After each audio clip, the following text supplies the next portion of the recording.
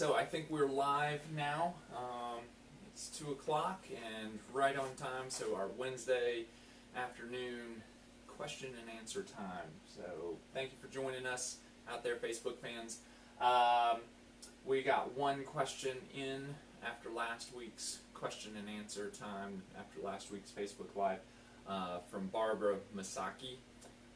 So Babala, want to answer your question. She wrote, ants, and more ants. They are everywhere. How to get rid of them without killing all of my wild birds? Thank you, Ants, Mr. Answer Man. So I think Josh is really the answer man, but since I'm here today on camera, I guess I get to answer that question. I tried to get Lucas to join me today, but he bailed something about, he had to, make some sales so that we would all have a job. So maybe next week, maybe we can get Lucas in here. He's quite the man, quite the superstar. So let's answer Barbara's question about ants all in her yard. And she's concerned about ants. She's also concerned about her wild birds. So really, there's a couple of questions here instead of just one. The first part of that question, where she has ants all over her yard, they're everywhere. She wants to get rid of them. I tend to kind of push pause right there and ask, why do you want to get rid of the ants? Because ants are very beneficial to our environment. They're very beneficial to the soil, to aerate the soil.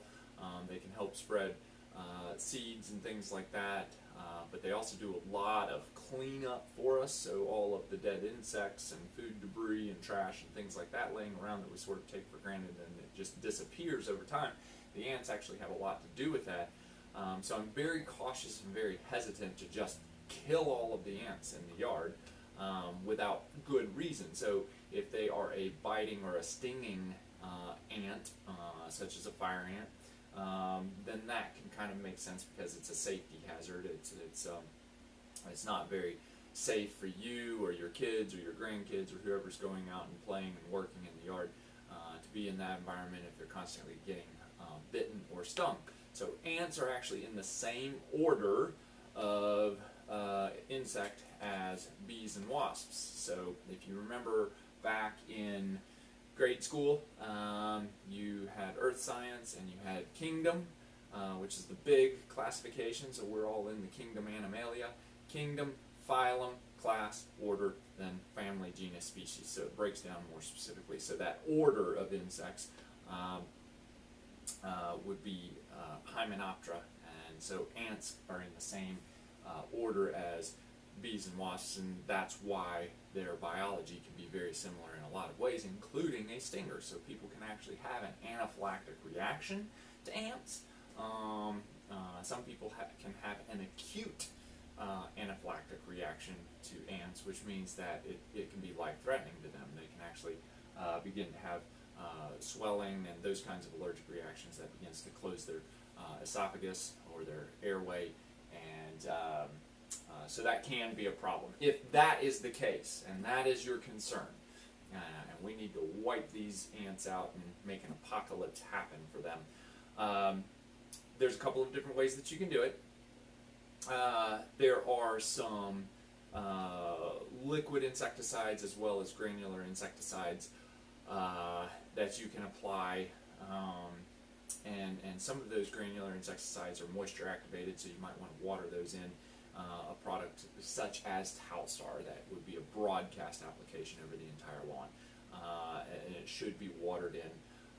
But again, read the label on any product that you use. Make sure that you're using it in accordance to the label. There's not a label violation, so that you're not putting the environment at risk and things like that. Any of these products that you're using, I wouldn't recommend, hosing down your lawn when the robin's sitting there, plucking out, earthworms. So let's avoid that. But you can do broadcast applications with those pesticides that will go in the soil and it'll at least clear out the ants that are right there at the surface. Most of those products aren't going to penetrate down in super deep and kill off all of the ants down below. There are some products out there, a product like Top choice, for instance, is pretty expensive, but it's very effective, and it's going to keep the ants out of that area for pretty long time. What I tend to do is recommend a product that's going to be a little more species specific. We use a couple of products. One is called Advion Fire Ant Bait. The other is Extinguish Fire Ant Bait. They will take care of a couple of other selective species of ants, but the main target is going to be those fire ants. They're a bait. It's a cornmeal base, and then typically with something like a vegetable oil that keeps that corn moist, and then your active ingredient is in there to actually kill the ants themselves. They are fairly species specific, meaning you're not going to kill off all the ants in your yard, but you are going to kill those ants that you're really wanting to target, which would be fire ants primarily in our area. That's the main biting, stinging ant. Typically the birds aren't going around picking up these teeny tiny granules of cornmeal because they are so small, they are so fine. I personally have never witnessed a bird eating this stuff up. I suppose if you were making piles of it, it's possible if that was that particular bird's food source, maybe like a dove or something that tends to eat more seeds and vegetable-based food. But then you have other bird species that are going to be more predatory and eat more insects, earthworms there again, things like that. Or even larger birds like hawks. Hawks definitely aren't going to touch it because hawks are primarily going to be looking for vertebrate food sources, meaning something with a skeletal system like mice and rats and snakes and small dogs. So you're definitely not going to hurt those larger predatory birds. You also have scavenger birds like the turkey buzzards or vultures, whatever you want to call them in our area. Crows would be more of a scavenger bird, things like that. It's not going to hurt your scavenger bird. It's not going to hurt your predatory birds. It's not going to hurt most of your birds that are looking for insects and other protein-based food sources and things like that. So you really only have a small number of wild birds that may possibly eat it, but it's in such small amounts. Even if they did find a granule here or there, it's not really going to hurt them because again the active ingredient in that is made and designed. The chemistry is such that it's going to attack the nervous system of an invertebrate or something with an exoskeleton, not an internal skeletal system, if that makes sense. So the chances of hurting a wild bird are very, very small, would be the answer to that question, depending on the product you use. So as with all products, you want to be careful how you apply it. Don't overuse it, don't over-apply it, read that label, etc., etc. Obviously, if that's just too much information and too overwhelming, then that's where you want to call a professional pest control operator, and hopefully somebody who, again, knows what they're doing. They didn't, get their GED and decide to buy a pickup truck and a sprayer and call themselves an exterminator, because there is a lot more that goes into it than that. We want to try to boost that image within the industry. So, thank you for that question. Yes. By the way, I didn't want to cut you off, but Rochelle said hey. So. Oh well, hi Rochelle. We miss you. So Rochelle used to work for us. Love seeing her when she pops in. She brought us some Easter candy here a few weeks back, and really appreciated that a lot. So thank you so much, Rochelle. Hope everything's going well. All right. If there aren't any more questions that came in through there, then I'm going to move on to the list. I'm running out of time pretty quick. I've only got about 4 minutes left, so I'll try not to be as long-winded on these if I can, which is kind of impossible. Everybody gives me a hard time around here for talking too much. I don't know why. All right, so what are some signs I have a pest infestation? Good grief. Yeah, I could spend probably 3 weeks just talking about signs of a pest infestation. I might save this one for next week because that's a big can of worms. Yeah, that's huge. There's all kinds of signs. So, droppings, gnawing, chewing, live insects, dead insects. Maybe it's insects, maybe it's a vertebrate like mice, rats, things like that. So let's tackle that maybe next week. Which termite protection is better? Why, liquid or bait stations? That's a great question. I don't know if any of these questions I'm going to really have time to unpack that in the 3 minutes I have left. How about this? Are mosquitoes really a threat to me in South Carolina? Short answer is yes, absolutely. I can talk about this for just a few minutes. Mosquitoes are considered the most deadly insect in the world.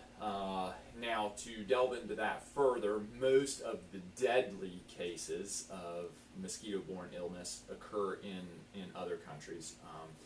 Relatively speaking, we don't have a high number of deaths that occur in the United States or South Carolina. However, there are that small number, that small handful of deaths that do occur.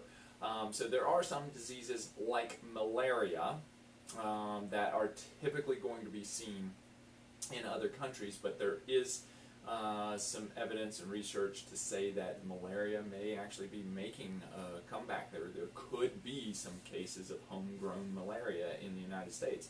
But you've got malaria, you've got West Nile virus, you've got Zika virus. Dengue fever. Dengue fever we don't really see in the U.S. But again, so the problem is here in the United States, in South Carolina specifically where we're at, you have all the vectors in place to spread these diseases. It's not like there's a force field around South Carolina that keeps these diseases out. We have the mosquitoes, and some of the mosquitoes are either the same species or very similar species to other mosquitoes in other parts of the world that carry these viruses.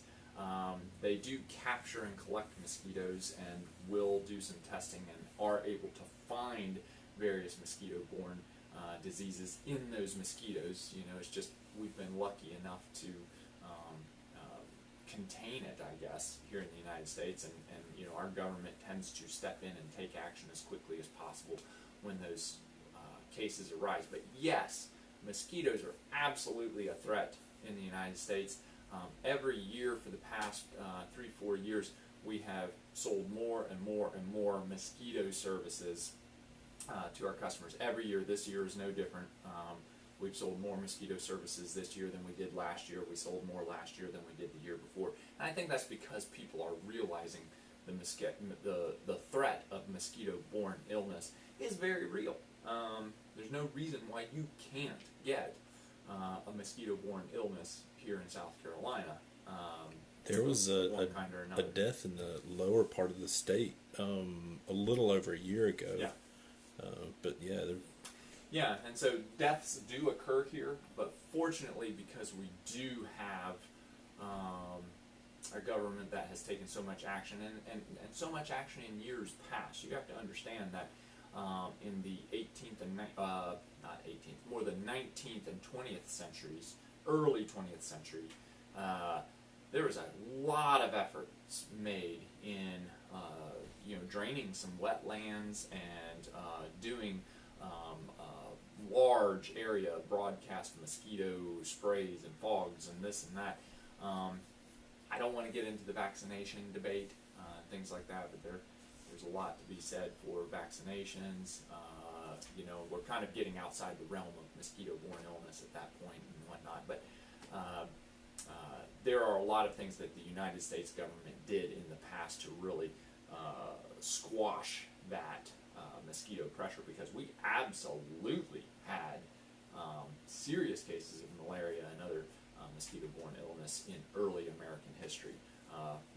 house on the prairie. They all got malaria. It's good stuff. So anyway, hopefully that answers the question. It's still a problem today. It still could be a threat today. And it's just one of those things that, it could break out at any moment. We just don't know. So great questions. We'll attack some of these questions next week when we come back, Wednesday, 2 o'clock. If you guys have any questions in the meantime, you watch this later, by all means, send us a message on Facebook, comment on the video.